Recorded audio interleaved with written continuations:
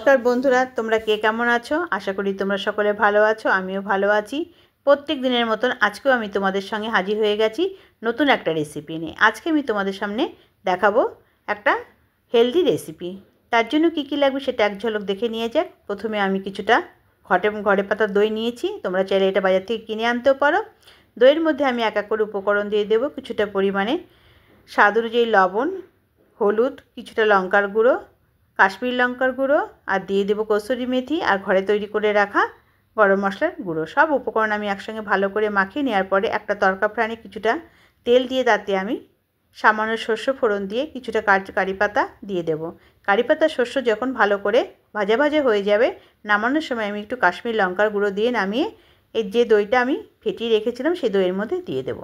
ভালো করে সমস্ত উপকরণ আবারও আমি মাখিয়ে নেব। মাখিয়ে নেওয়া হয়ে গেলে এর মধ্যে আমি দিয়ে দেব 1 চামচ মতন, বড় চামচের 1 চামচ আমি বেসন। তোমরা চাইলে বেসনের পরিমাণটা একটু বাড়াতে কমাতে পারো।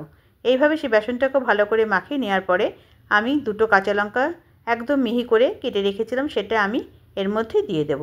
তোমরা চাইলে এই কাঁচা লঙ্কাটা তরকা যখন দিবে তখন দিতেও পারো, কিন্তু আমার মনে হয় কাঁচা লঙ্কাটা পরে দিলে এর একটা সুন্দর ফ্লেভার আছে, সেটা বজায় থাকবে। এরপরে আমি একটা পাউরুটিকে এই ব্যাটারের মধ্যে ভালো করে চুবিয়ে নেব। নিয়ে ফ্রাই প্যানে কিছুটা পরিমাণে তেল দিয়ে ভালো করে আমি সেটাকে চারিদিকে ছড়িয়ে দিয়ে গরম হওয়া পর্যন্ত অপেক্ষা করব। গরম হয়ে গেলে পরে এক একটা করে পাউরুটি আমি ব্যাটারে চুবিয়ে দিয়ে দেব।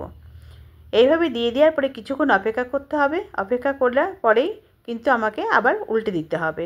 এক পিঠ হয়ে গেলে আর একটা পিঠ দিয়ে সামান্য অপেক্ষা করে থাকতে হবে। এইভাবে আমি প্রত্যেকটা পাউরুটি ভেজে নেব।